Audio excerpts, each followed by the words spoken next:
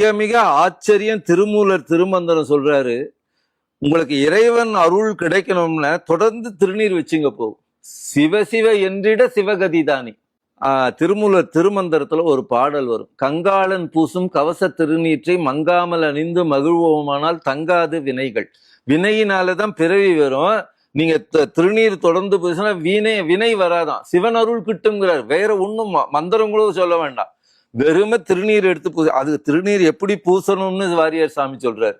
அவர் சொல்லனா நமக்கு எப்படி தெரியும்? இப்ப எல்லாரும் இப்ப நிறைய முத்திரை காமிப்பாங்க. இதுக்கு சின்முத்திரைன்னு சொல்லுவாரு. நம்ம தட்சிணாமூர்த்தி இது சின்முத்திரைன்னு காமிப்பாங்க. இவர் சொல்றாரு இது ரிஷப முத்திரைன்னு பேர். மாட்டு முகம் 2 கொம்பு போல. இது தெரியும். திருநீர் எடுக்கும் போதும் இந்த ரிஷப முத்திரை நந்தியன் பெருமான நினைச்சு எடுக்கணுமா? அதுக்காக ரிஷப முத்திரையில, ரிஷபம்னா சுவாமியோட நந்தி தான். திருநீர் இப்படிதான் எடுக்கணுமா? இந்த பாருங்க, இப்படி இதை எடுத்துட்ட கீழெல்லாம் சிந்தக்கூடாது. பாருங்க, நெத்தி முழுக்க அப்படி சிந்தினால் தோல்ல தான் வேணுமே தவிர கீழே விடக்கூடாது. கீழே திருநீர் சிந்தினால் பாவம். இப்ப கோயில்ல குருக்கள் திருநீர் கொடுத்தா ஒரு கையில வாங்குற, திருநீரை 2 கையில வாங்கணும். குருக்கள் சின்னவரா இருந்தா கூட கொடுப்பது ஐஸ்வர்யம். அதனால நம்ம பூதினா செல்வம்னு அர்த்தம், விபூதினா மேலான செல்வம். 2 கையால வாங்கணும். இப்படி 2 கையில வாங்கிட்டு இப்படி கொட்டிக்கிறார். அப்புறம் ஒரு கையில பொட்டு மாதிரி வச்சுட்டு ஊதிடுறார். திருநீர் கீழே சிந்தக்கூடாது. திருநீருக்கு என்ன பெருமை என்றால், எந்த பொருள் நெருப்பிலே போட்டாலும் கருமையா போகும். எதை நெருப்புல போட்டாலும் கருப்பா போயிடும். ஆனா கரிய சாணத்தை போட்டா வெண்மையா போகும். இந்த திருநீர் மகா ஔஷதம். தொடர்ந்து திருநீர் பூசி கொண்டால் நோய் வராது. இது நான் சொன்னா ஒத்துக்க மாட்டாங்க, வாரியார் சாமி சொன்னாலும் ஒத்துக்க மாட்டாங்க. பெரிய புராணத்துல சேக்கிழார் சுவாமி சொல்றார், தெய்வ புலவர் என்று 2 பேருக்கு பேர். ஒருவர் திருவள்ளுவர், இன்னொருத்தர் சேக்கிழார் சுவாமி.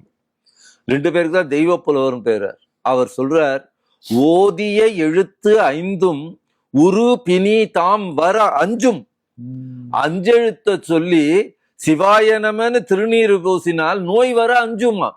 நோயற்ற வாழ்வே குறைவற்ற செல்வம்.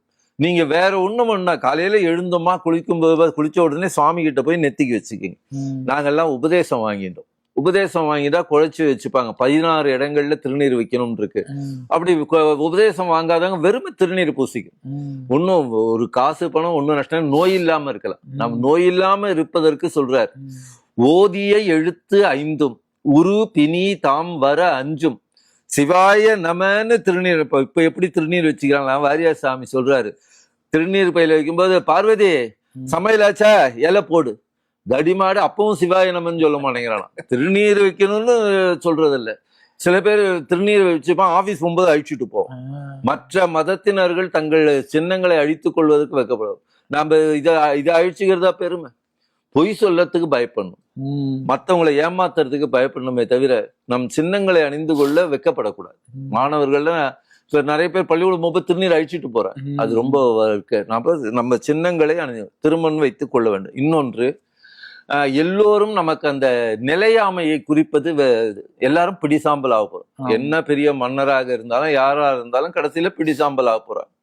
அதனால அது நிலையாமை. அதனால நம்ம யாருக்கும் தீமை நினைக்க கூடாது. அந்த எண்ணம் வரணும். பூஜை பண்ணும் போதே நம்ம இந்த மாதிரி ஒரு நாளைக்கு நம்ம சாம்பல் ஆக போறோம், அதனால யாருக்கும் நம்ம தொந்தரவு கொடுக்க கூடாது. முடிஞ்சவரை நம்ம உதவி பண்ணணும், தீமை செய்யவே கூடாது. ஆனா சில பேர் சொல்லுவாங்க, நான் உண்டு என் உண்டுன்னு இருப்பேன், நான் மற்றவங்க வச்செல்லாம் தலையிட மாட்டேன், அடுத்த வீட்டுல இருக்கிறத பற்றி நான் ஏன் கேட்கணும். ஆடு மாடுலாம் அப்படிதான் இருக்கு. அது பாட்டுக்கு அது ஏதாவது கண்டுக்குதான். அப்ப நீ மனிதனாக பிறந்த நீ முடிந்தவரை அடுத்தவர்களுக்கு நல்லது செய்யணும். அடுத்த வீட்டுல ஒரு கஷ்டம்னா போய் நிக்கணும். அதெல்லாம் பர்சனல். எங்க வீட்லயே எனக்கு சொல்லுவாங்க, நீங்க என்னதுக்கு எல்லாருக்கும் புத்தி சொல்றீங்க, வளையல் போடு, ஏன் பொட்டு வச்சுக்கலாம், ஏன் சொல்ற, அது அவங்க பர்சனல் மேட்ரு. நாளைக்கு உங்களுக்கு கேலி பேசுவாங்க. நீங்க ஏன் பெண்களுக்கு எல்லாம் அறிவுரை சொல்றீங்க, ஏன் மாணவர் இப்படி இருக்குன்னு சொல்றீங்க, திருநீர் வச்சுன்னு போறீங்க, அது அவங்கவுங்க பர்சனல் மேட்ரு. அப்படி இருக்கக்கூடாதம்மா. நமக்கு தெரிந்த நல்ல விஷயங்களை 4 பேருக்கு சொல்லணும். சொன்னா கேட்கறவங்களும் இருக்கிறாங்க.